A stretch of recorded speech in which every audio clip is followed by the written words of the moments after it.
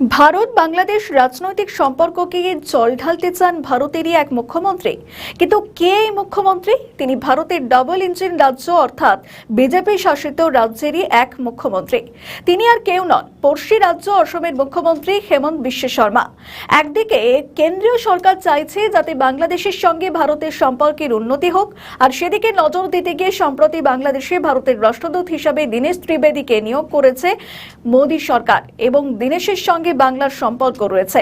আমাদের নতুন page subscribe করুন আরও বাংলাদেশের খবর পেতে। ভালো বাংলা বলেন, দীর্ঘদিন তৃণমূল কংগ্রেসের গুরুত্বপূর্ণ পদে ছিলেন। এইসব ফ্যাক্টরকে মাথায় রেখে দীনেশকে হাই কমিশনার করে ওপার বাংলায় পাঠাচ্ছে কেন্দ্রীয় সরকার। কেন্দ্র যখন এই ধরনের সিদ্ধান্ত নিচ্ছে, তখন কেন্দ্রের বাড়া ভাতে ছাই দিচ্ছেন তাদেরই মুখ্যমন্ত্রী হেমন্ত বিশ্ব শর্মা। কিন্তু কেন? ভারতের সেভেন সিস্টার্সের রাজ্য অসমের মুখ্যমন্ত্রী হেমন্ত বিশ্ব শর্মা বলেছেন, তিনি সবসময় ঈশ্বরের কাছে প্রার্থনা করেন যাতে ভারত আর বাংলাদেশের সম্পর্কে উন্নতি না হয়। बांग्लादेश में थोड़ा लास्ट 1 सालों से यह सरसा बार बार हो रहा है कि नॉर्थ ईस्ट को भारत से अलग करके बांग्लादेश का साथ शामिल करने का बात बार बार आ रहा है। लेकिन भारत, आप जानते हैं, भारत एक बहुत बड़ा देश है, न्यूक्लियर नेशन है, 4th largest economy in the world. So Bharat को बांग्लादेश कैसे ये कर पाएगा, ये तो सोचना भी गलत है।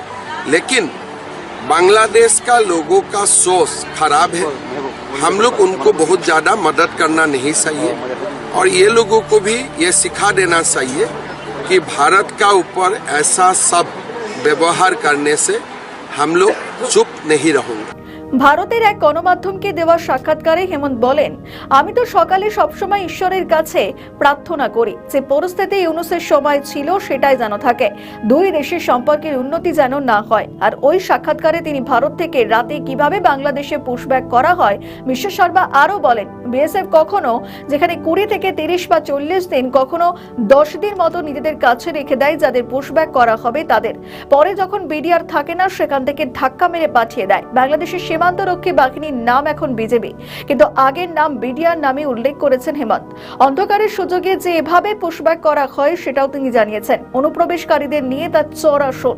বাংলাদেশিরা ভালো করেই জানেন কারা ওপার বাংলা থেকে চোরা পথে ঢুকছেন। তেমনই অসমের মানুষরাও বাংলাদেশিদের খুব সহজেই চিহ্নিত করতে পারেন। সাক্ষাৎকারে তিনি আরো বলেন, আমাদের ভালো লাগে যখন ভারত বাংলাদেশের সম্পর্ক ভালো থাকে না, কারণ যখন সম্পর্ক ভালো হয়ে যায় তখন ভারত সরকারও চায় না পুশব্যাক করতে।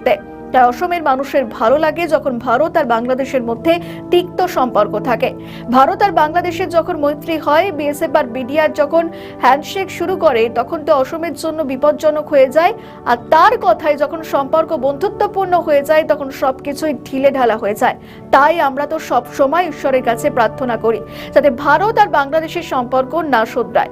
তখন বিএসএফ এর কড়া প্রহরা থাকে, বন্দুক নিয়ে থাকে, সেনাও চলে আসে, আর তখন কেউ অনুপ্রবেশ করতে পারে না। স্বভাবতই একজন মুখ্যমন্ত্রী এমন বক্তব্যের পরপর চর্চা শুরু হয়ে গিয়েছে।